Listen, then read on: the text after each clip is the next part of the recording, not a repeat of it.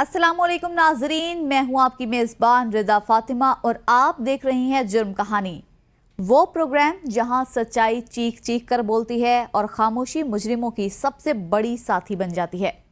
नाजरीन, क्या हम एक ऐसे मुआशरे में जी रहे हैं जहां कानून सिर्फ ताकतवर की दहलीज पर सजदा करता है, जहां मजलूम की फरियाद दीवारों से टकराकर वापस लौट आती है?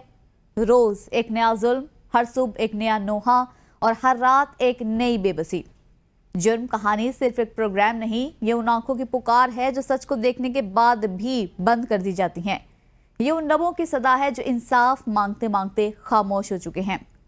आज हम एक ऐसे जुर्म की हकीकत से पर्दा उठाएंगे जो सिर्फ कानून की कमजोरी नहीं, हमारे ज़मीर की खामोशी का भी मातम है। जी हाँ, ये दास्तान है जुल्म की और सवाल है हम सबसे कि क्या हम फिर खामोश रहेंगे या सच्चाई के साथ खड़े होंगे? आइए चलते हैं उस सच की तरफ जिसे छुपाने की बहुत कोशिश हुई, मगर जुर्म कहानी में कोई हकीकत छुप नहीं सकती। नाजरीन, रावलपिंडी की सरजमीन एक और मासूम चिराग की बेरहमाना लो बुझने की गवाह बनी। 7 साला मासूम शफक जो अपनी ईद की खुशियों में गुम थी, दरिंदगी का निशाना बनी और जिंदगी के सफर को खून में लपेटकर हमेशा के लिए खामोश कर दी गई। आज की ये कहानी सिर्फ एक वाकया नहीं, ये हमारे मुआशरे के जख्मों की एक ताज़ा चोट है।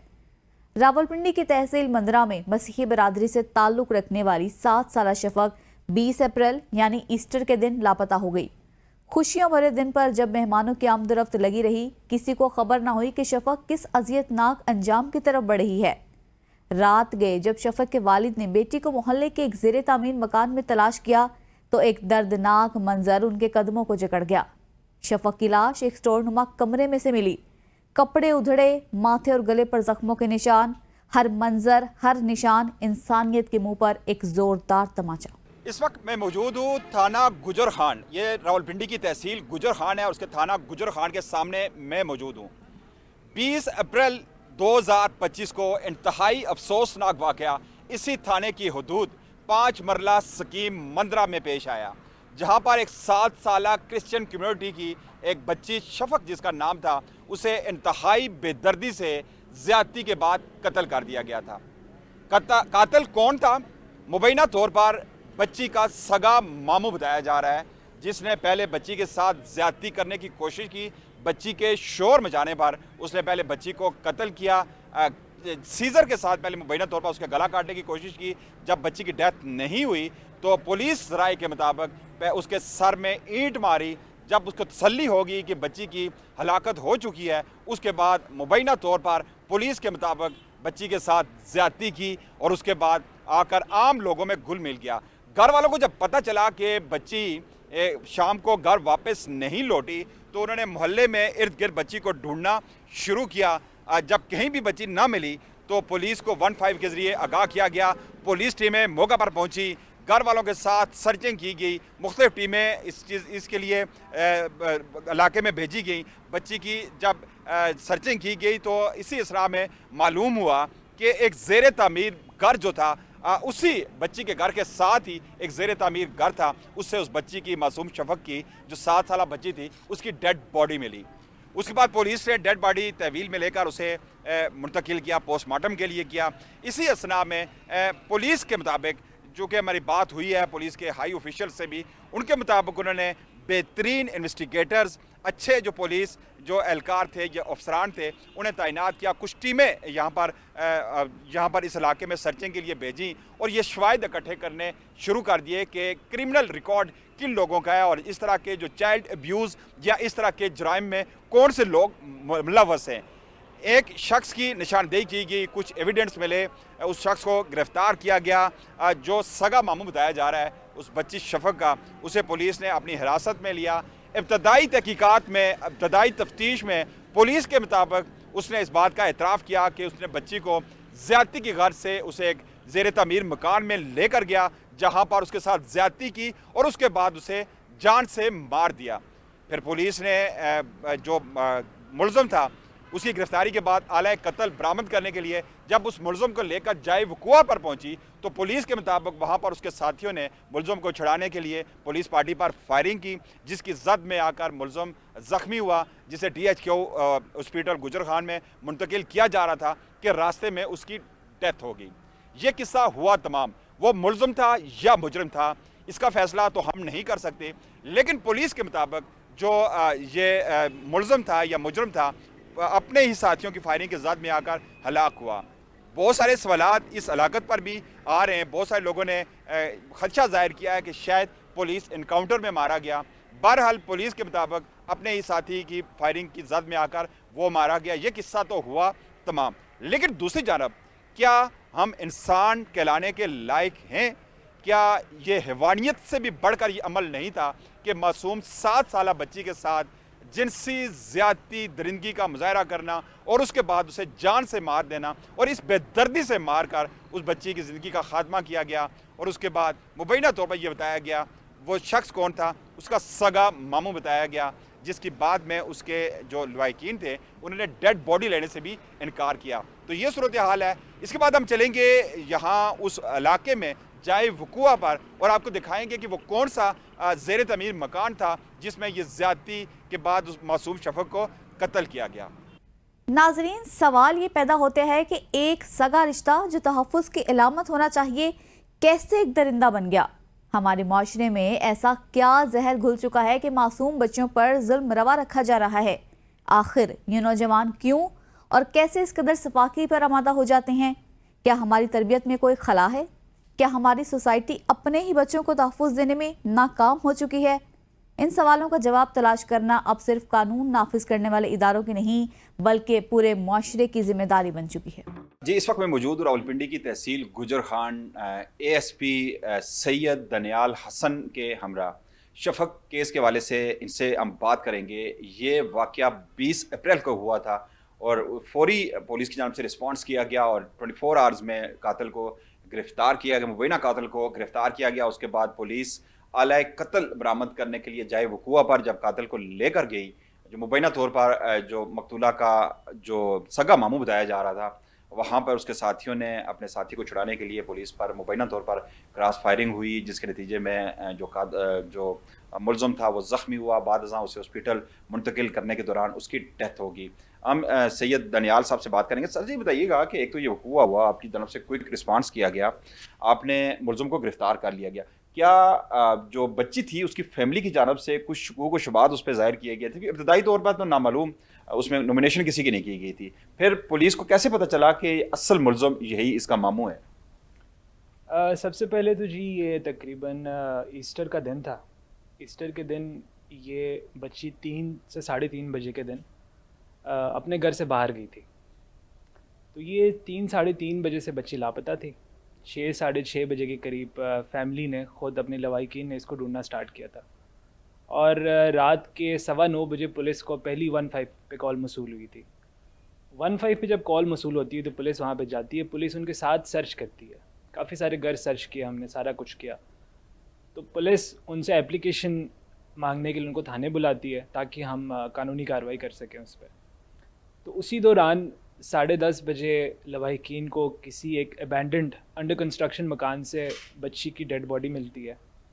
पुलिस को फिर दोबारा कॉल आती है 11:03 पे कि जी हमें डेड बॉडी मिल गई है बच्ची की। तो विद इन 5 मिनट्स SHO साहब including me being the ASP हम रिस्पॉन्ड करते हैं उस पर। रिस्पॉन्ड करके हम क्राइम सीन को सील करते हैं, पूरा सील करके फिर बच्ची की बॉडी हम पोस्टमार्टम के लिए यहाँ पे THQ गुजर खान शिफ्ट करते हैं। इसमें हालात और वाक़यात इस तरह के थे क्योंकि वहाँ पे एक कम्युनिटी है छोटी सी क्रिश्चियन कम्युनिटी की, वहाँ पे उनकी अपनी कम्युनिटी है। वहाँ पे हमारे पठान भाई भी रहते हैं, यहाँ पे लोकल्स भी रहते हैं, पंजाब से आए हुए लोग भी बसे हुए हैं। तो वहाँ पे एक हर कम्युनिटी का अपना अपना एक सेटअप है। तो जो अबैंडन्ड जो घर है वो उसकी अपनी बच्ची के घर से तकरीबन कोई 500-600 मीटर के फासले पे था। दिन का टाइम था। तो हमारा जो पुलिस से एक हम इन्वेस्टिगेशन जो स्टार्ट करते हैं, हम पहले अजम्पशन बेस्ड पे स्टार्ट करते हैं। तो हमारी अजम्पशन यही थी स्टार्ट में कि अगर बच्ची किसी के साथ गई है तो वो उसके किसी जानने वाले के साथ गई है। अदरवाइज़ दिन के टाइम अगर कोई ज़बरदस्ती उसे लेके जाता तो किसी न किसी को पता चलता, वो शोर करती, कुछ न कुछ करता। तो हमारी पहली अजम्पशन यही थी। लेकिन हमारे लिए सबसे इम्पॉर्टेंट ये था कि वहाँ से फोरेंसिक एविडेंस कलेक्ट करना। तो हमारा सबसे पहले हमारी प्रायोरिटी थी कि उसको डेड बॉडी को शिफ्ट किया जाए हॉस्पिटल में ताकि उसका पोस्टमार्टम हो सके। पीएफएसए की टीम बुलाई गई वहाँ से, रावलपिंडी से। फिर पीएफएसए की टीम ने आके पूरा क्राइम सीन विज़िट किया, क्राइम सीन से सैंपल उठाए और डेड बॉडी से भी सैंपल उठाए। फिर डेड बॉडी का पोस्टमार्टम हुआ, वो तमाम चीज़ें हो गई। लेकिन हमने साथ साथ मंदरा थाने के अलावा गुजर खान थाना और पीएस जातली, हमारे सर्कल के 3 थाने हैं, तीनों से हमने अपने बेस्ट इन्वेस्टिगेटर्स बुलाए। उन सब की टीमें बना के हमने पूरा एरिया में उनको छोड़ दिया कि आप ज़रा पता करें कि यहाँ से किसी के पास कोई शवाहिद या किसी ने कोई चीज़ देखी हो। हमने रात को ही वो सारा कुछ कर लिया, हालांकि रात के 11:30 बजे का वो हुआ था। तो पूरी रात हम काफ़ी सारी चीज़ों पे काम करते रहे। हमने अपने सस्पेक्ट्स आइडेंटिफाई किए, तकरीबन हमने मोहल्ले से 10-15 सस्पेक्ट्स हमने आइडेंटिफाई किए थे। हमने प्रोफाइलिंग की थी कि इस तरह के लोग और इस तरह के वो इसमें इन्वॉल्व हो सकते हैं। पूरी रात हमने काम किया। उसमें से वन ऑफ द सस्पेक्ट हमारा ये था कि एज 15 से लेकर एज 35 तक हमने एज ग्रुप बनाया था, क्योंकि ये ज़्यादातर एक्टिव और वायलेंट किस्म के क्राइम इस एज ग्रुप में होता है। तो हमने अपने इनके मसीह बरादरी की क्लोज कम्युनिटी के लोग भी हमने सस्पेक्ट आइडेंटिफाई किए थे। इसके अलावा भी हमने काफ़ी सारे सस्पेक्ट्स आइडेंटिफाई किए थे। तो ये जो हमारा मेन सस्पेक्ट था, जो बाद में एक्यूज्ड भी निकला, जो हमने जिसने इस मासूम बच्ची का कत्ल किया था, वो he was one of our main suspects. Main suspects इस तरह से था क्योंकि वो हमारी एजम्पशंस की, हमारी जो इन्वेस्टिगेशन थी, हमारी जो हमने प्रोफाइलिंग की थी, उस पर भी पूरा उतर रहा था। प्लस जो विक्टिम का फादर है, नुमान नाम है जी उसका, नुमान ने भी उस पर सबसे ज़्यादा शक का इजहार किया था। क्यों शक का इजहार किया था? क्योंकि जिस टाइम पे ये वक़ुआ हुआ था, उस टाइम पे इनकी कम्युनिटी के सारे लोग अपनी ईद मना रहे थे, सब एक दूसरे से मिल रहे थे, लेकिन ये जो बंदा था ये गायब था वहाँ से, ये किसी को नहीं मिल रहा था उस टाइम पे। और ये इसका कैरेक्टर भी पहले से भी इतना अच्छा नहीं था, he was an addict as well. तो फादर ने इस पे सबसे ज़्यादा शक का इजहार किया था। कंप्लेंट्स भी थी इसके खिलाफ, इससे पहले कोई इस तरह का कोई क्रिमिनल रिकॉर्ड हो इस शख्स का? पुलिस कंप्लेंट कोई नहीं थी। तो मैं आपको बता रहा हूँ कि जो हमने पिछले 4 साल का डेटा निकाला था, 15 कॉल्स का प्लस FIRs का, कि किसी का इस तरह का कोई क्रिमिनल रिकॉर्ड हो, सेक्सुअल अब्यूज़ का, चाइल्ड अब्यूज़ का, सेक्सुअल हैरेसमेंट का, इस तरह की इस पूरे एरिया में पिछले 4 साल में ना कोई 15 की कॉल थी, ना कोई FIR थी। लेकिन ही वॉज एन एडिक्ट। तो फादर ने ही शक का इजहार किया था और फादर की ही नॉमिनेशन पे हमने उस बंदे को अरेस्ट किया। ये बताइएगा कि चूँकि उसे अरेस्ट किया गया, उसके बाद पुलिस ने इब्तदाई जो तहकीकात में ही जो इब्तदाई तफ्तीश होती है पुलिस की, क्या उसने इस बात का एतराफ़ कर लिया था या कि शक की बुनियाद पे उसे वहाँ पे ले जाया गया? इब्तदाई जो आपकी तफ्तीश हुई तो क्या उसने इस चीज़ को इंडोर्स किया था? जी, इब्तदाई तफ्तीश में हमारे पास जो कुछ एविडेंस है ना, हमने उसके बेस पे इसको आइडेंटिफाई किया था। प्लस इसमें यह था कि इसने जो उस टाइम पे कपड़े पहने हुए थे वो हमने रिकवर किए थे। उन कपड़ों पे कुछ मशकूक सीमेन के और खून के थोड़े बहुत निशानात भी थे। That was one of the main हमारा जो एविडेंस था वो था। इसके अलावा क्राइम सीन से हमें एक सिगरेट मिला था, सिगरेट की बिड मिली थी। That was a diplomat cigarette. तो इससे डिप्लोमेट सिगरेट भी हमें रिकवर हुआ था। जी, ये डिप्लोमेट सिगरेट भी पीता था। इसके अलावा उस टाइम पे ये बंदा था भी नहीं और मुद्दई ने, जो हमारे कंप्लेनेंट है, उसने इसे नॉमिनेट भी किया था। नॉमिनेट भी तौर पे तो नामालूम कहा गया था। FIR तो हुई थी, उसके बाद नॉमिनेशन उसकी हुई। जी, FIR तो रात को हुई थी। अगले दिन मुद्दई ने नॉमिनेट भी किया था, इसको नॉमिनेट किया था हमने, फिर इसको रात को उठा लिया था अगले दिन।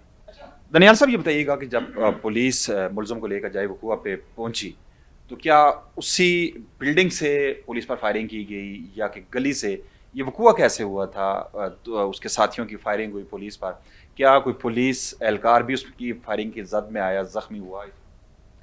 ये असल में ये हम जब इसको पकड़ के लिए थे, हमारे पास ओवरवेलमिंग एविडेंस ऑलरेडी था इसके ख़िलाफ़। इसने फिर ये इंकशाफ किया कि इसने ये हीनियस जो एक्ट है कैसे कमिट किया इसने।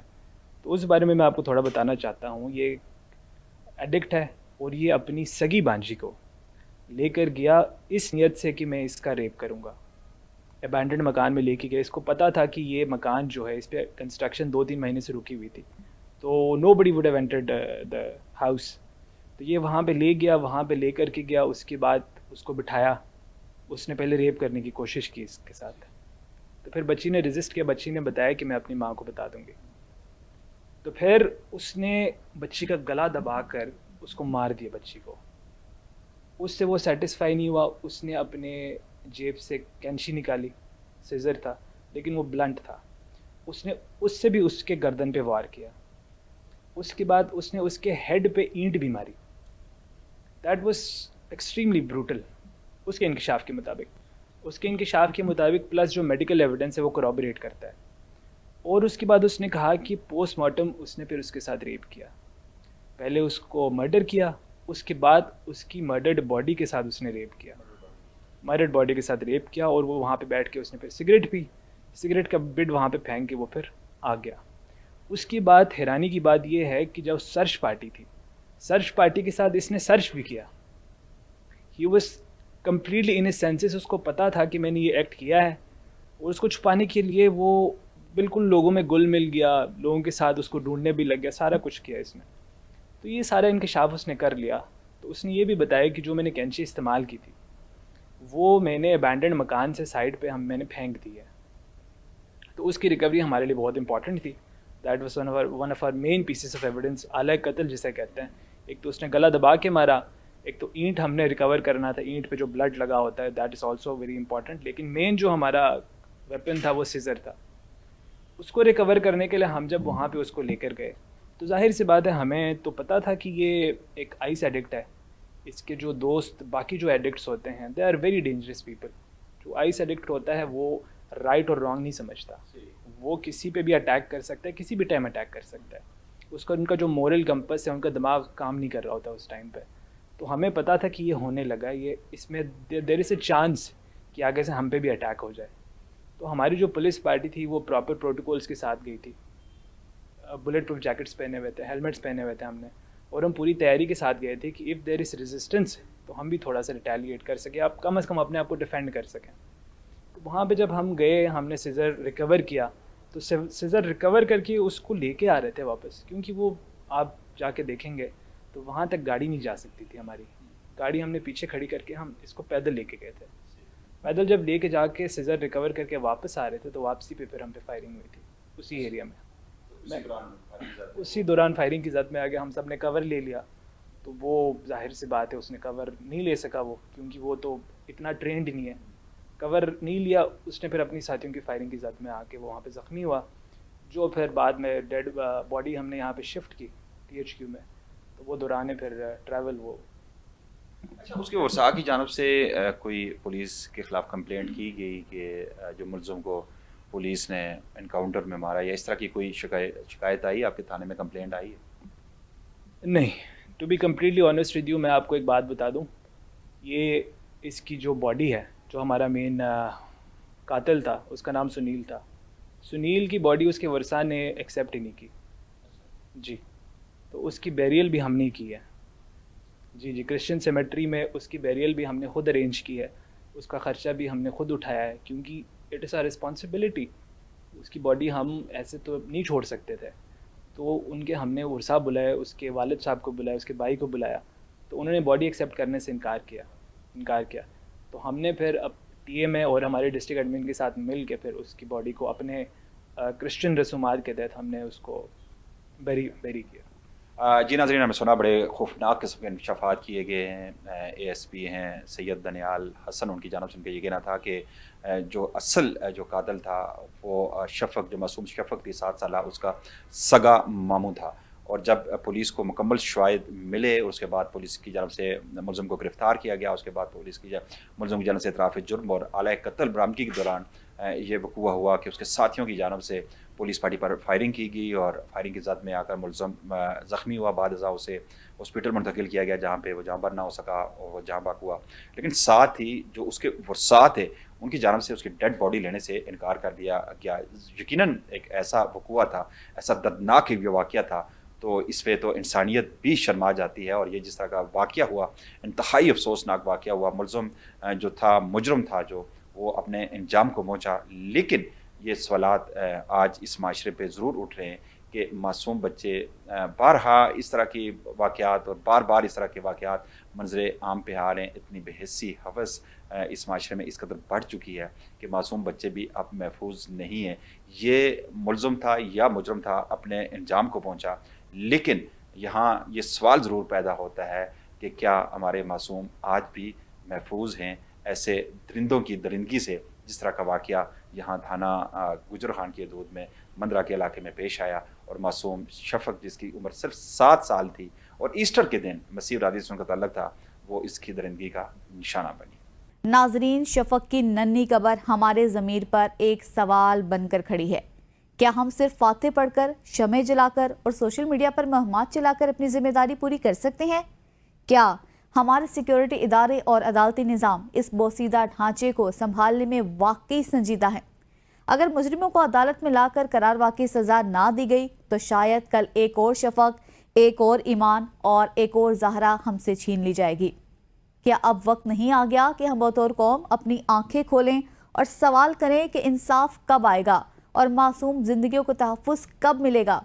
हमें जवाब चाहिए और अब अमल भी। नाजरीन, यहाँ लेंगे एक ब्रेक और ब्रेक के बाद फिर हाजिर होंगे, तो हमारे साथ रहिएगा क्योंकि जुर्म कहानी अभी बाकी है।